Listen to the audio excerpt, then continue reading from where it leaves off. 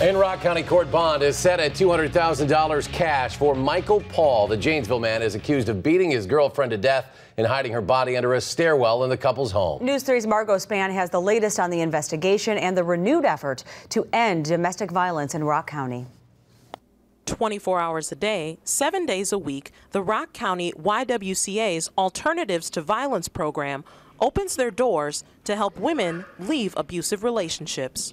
From 2010 to 2011, at this point, the services that we've offered in legal advocacy, housing advocacy, employment advocacy, women's case management has doubled.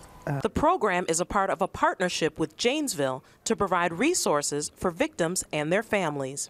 Investigators say the city's latest homicide is a result of domestic violence. She was beaten viciously. Michael Paul is being charged with first-degree intentional homicide for allegedly beating his girlfriend, Lisa Schaefer, to death. In court Thursday, Paul said very little.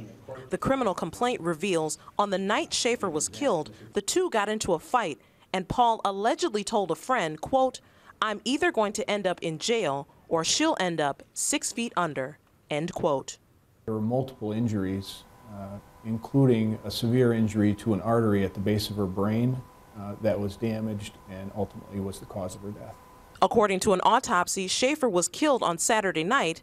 Her body wasn't discovered until Tuesday. The two were involved in a domestic relationship, meaning that they were boyfriend-girlfriend and had been for a few years. And further investigation showed us that there had been domestic violence in their relationship. It just had not been reported to the police department.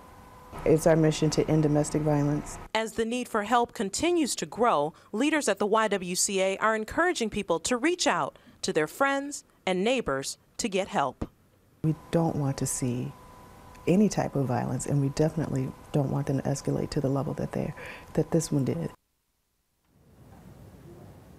The director tells me that many domestic abuse situations start off as either emotional or verbal abuse before escalating to physical violence, and she says those are the signs that family members should look for. The suspect in this case, Michael Paul, is scheduled to be back in court later this month. If convicted of the maximum on both counts, he's facing life in prison as well as an additional 10 years. Definitely a sad one. All right, thank you, Margo.